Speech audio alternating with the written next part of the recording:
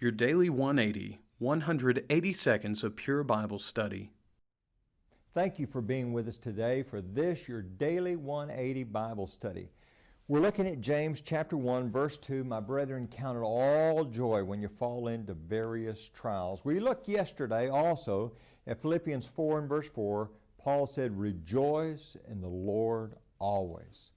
Now, if this is a command that's based upon emotions that we can't control, then it is an impossible command. As a matter of fact, let's throw in there 1 Thessalonians chapter 5 and verse number 16. Rejoice always. How do we do that? Is it possible that the ability to have joy and to rejoice is a decision, much like love is a decision? Now, I know a lot of people don't understand that. But that's how we're able to love our enemies. It's a decision that we make. You see, being joyful is not just the idea of being giddy or always glad that certain things occur, but it has to do with the decision. It has to do with our perspective on life. Joy transcends mere happiness. I want you to think about the basis for this joy. Over in 2 Corinthians chapter 8, beginning at verse number 1, I want us to read about some people that had joy in the midst of tribulation. Paul would write, moreover, brethren, we make known to you the grace of God bestowed on the churches of Macedonia. Verse 2, that in great trial of affliction, the abundance of their joy. Now, did you get that?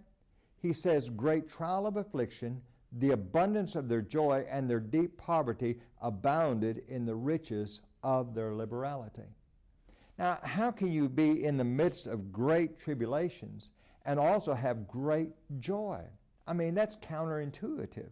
It's just, you would think to yourself, that's not possible. No. It has to do with a decision that you make. And verse number 5 of 2 Corinthians chapter 8 tells us what they did. Look at verse number 5. And not only as we had hoped, but they first gave themselves to the Lord and then to us by the will of God.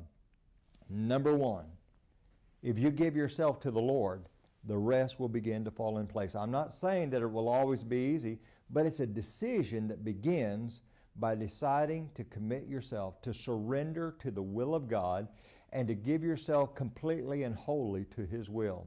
When you do that, the rest of the pieces will begin to fall in place. Thank you for being with us today, and join us tomorrow.